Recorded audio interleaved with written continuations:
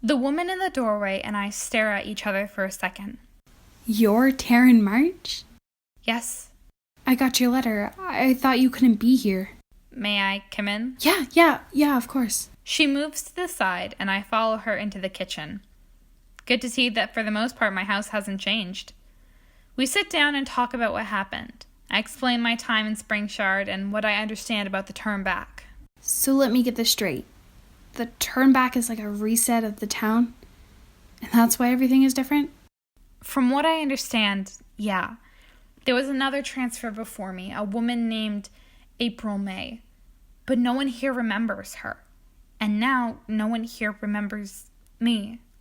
Well, except for Lena and Oleg, I guess. Wait, I thought you said that people from out of town can't survive in the turn back. That's why I had to leave. But you survived. That's what's so odd about this. I don't know why I'm here, but apparently I can survive for some reason. I don't know if you'll be so lucky. Ugh, this is way too much to handle on a Wednesday. Look, I don't know what to do, but you clearly need a place to stay, so feel free to stay here. Thank you. She heads up to bed and I head to the guest room. As I lay in bed, I can't help but feel like something bad is going to happen. By morning, that fear has faded, but it's still laying in the back of my mind, like an element on a stove that was turned off but still holds on to part of the heat. June and I meet back downstairs for breakfast the next morning. As we sit eating our oatmeal, our thoughts are interrupted by a sharp knocking. Who could that be? Hello, June. I'm sorry, how do you know my name? Who are you exactly? Lena, their leader, pushes right past her and ignores her question. Taryn, we have a problem. Lena, what's happening? I went to see Oleg last night to tell him you were here, and he seemed scared, like something bad was going to happen. He wouldn't tell me what was going on, only that I had to go home right away, and when I went to 11th hour this morning, he wasn't there. There's no sign of him. Well, where could he be? I don't know, Taryn. He doesn't leave 11th hour. Taryn, we need to do something. Without a timekeeper, who knows what may go wrong? What about you? Oleg was training you, right? Me? No, Taryn, you don't get it. The timeline is already unstable with both of you here. So unstable that the turnback is going to happen in about a week. So it's our fault this is happening? No, stay out of this. Lena, I know you don't feel ready, but you have to hold down the fort until we find him again. Okay, hold on. Who are you?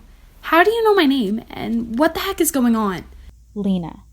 It's the job of the timekeeper to know the transfer, and it's a matter of life and death for everyone in the town. If the turnback happens in a week, the whole town will fall apart. I thought you said that the town could handle it. Normally, yes, but this is a different circumstance. 3 months is not long enough for the town to prepare for the turnback again. So we have to stop it. We can do that, right? I don't know. I'll look into it and get back to you. Great. Glad we got that figured out. Now we need to get to work. She's right. Good luck, Lena. Lena, their leader, heads out, and June and I get ready before heading to the office of the Springshard Chronicle. The Chronicle office has luckily not changed. Its ugly 80s decor and design are still as eye-bleeding as I remember it. We walk into the door and are greeted by Cynthia sitting at her desk, as if she hasn't moved since the last time I was here. Can I help you? I can't believe it. I actually missed the sound of her voice. Yes, we're here to see Xavier Moss. Just go straight through the rotator and hit the button for room 7. We head in, and once the rotator spins us to Xavier's office, we exit into another room that looks just like the one we left, right down to the nasally secretary. Can I help you? We're here to see Xavier Moss. She presses a button on her intercom and shouts Xavier's name into it before singing Hey Jude and tap dancing on the speaker. When she's finished, she gestures for us to enter the office. I drag June into his office. She'll get used to all of that. Xavier is sitting on his desk with his feet up on his chair.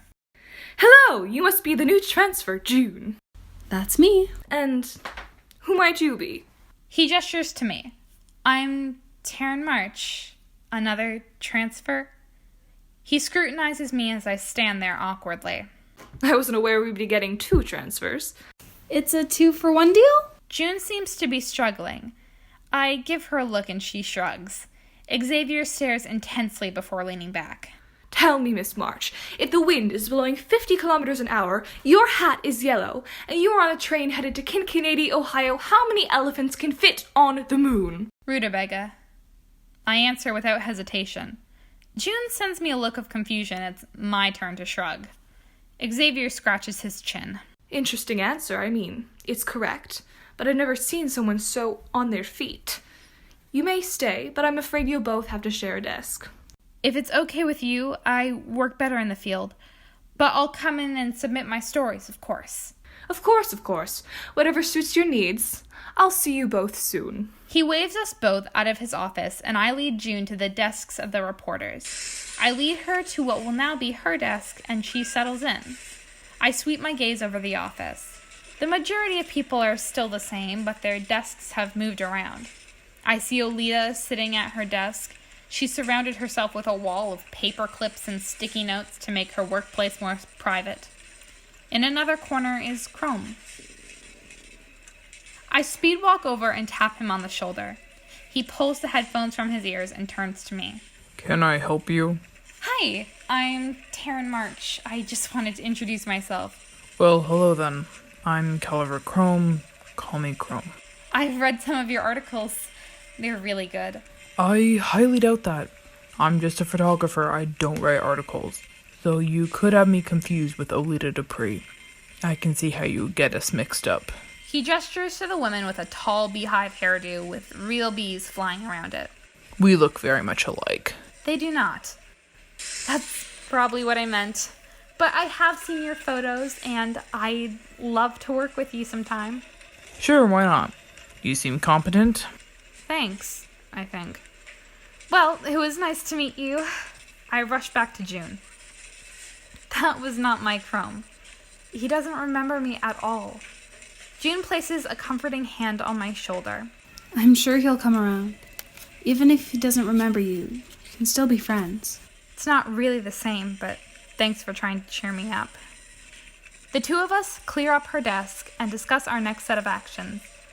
June decides that she wants to introduce herself to our coworkers. She makes her way over to Olita's desk before I can even try to stop her. Hi, I'm June. This is Taryn. And you are?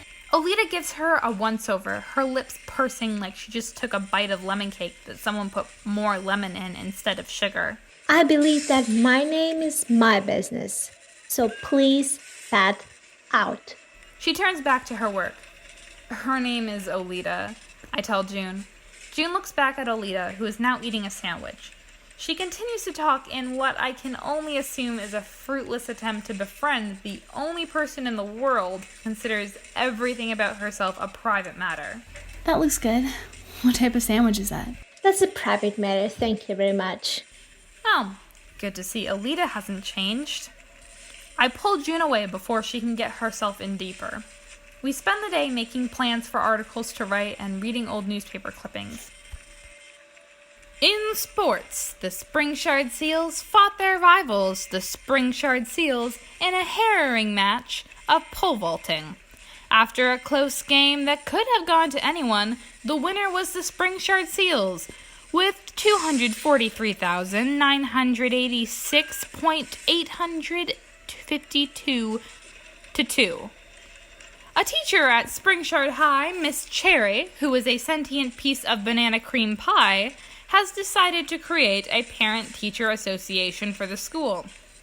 This comes as a surprise, as when asked about how she felt about the parents of Springshard students, she had nothing nice to say. She also had nothing bad to say, as while she is sentient, she is still a piece of banana cream pie and does not have the organs required to speak. Mayor Tetra Burns asked that all citizens of Springshard avoid Route 3.9. Not for any suspicious reasons, for a totally valid reason, like potholes or a group of wild buffaloes practicing a Michael Bublé cover concert that they're going to perform next month. Totally not because of a secret agency doing some highly suspicious experiments. Why would you even think that? The end of the day approaches, and we make our way back to the house. That evening, we're minding our own business when we are interrupted by a violent knocking on the door. I open the door, and Lena, their leader, pushes her way into the room, followed by Lena, the girl with the afro, Connor, the boy in white overalls, and Connor, the boy with shabby bangs. The three of them are now teenagers as well. However, while Lena, the girl with the afro, still has her distinctive look, Connor, the boy in white overalls, is now wearing a pair of acid-wash jeans. Hi, Lena. Wait, who are your friends? This is Connor. Lena and Connor. June gives me a look. I shrug. You'll get used to it. What's going on, Lena? We figured it out. We know how to stop the turn back.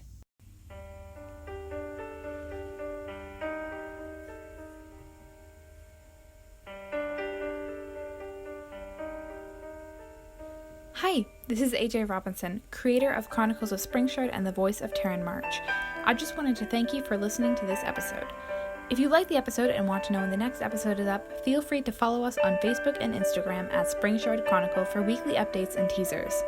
Episode 4 will be up on March 20th.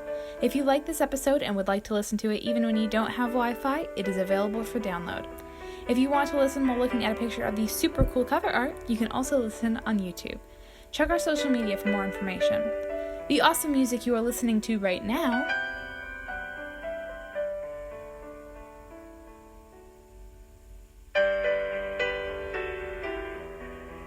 is by Chaos Emerald on YouTube.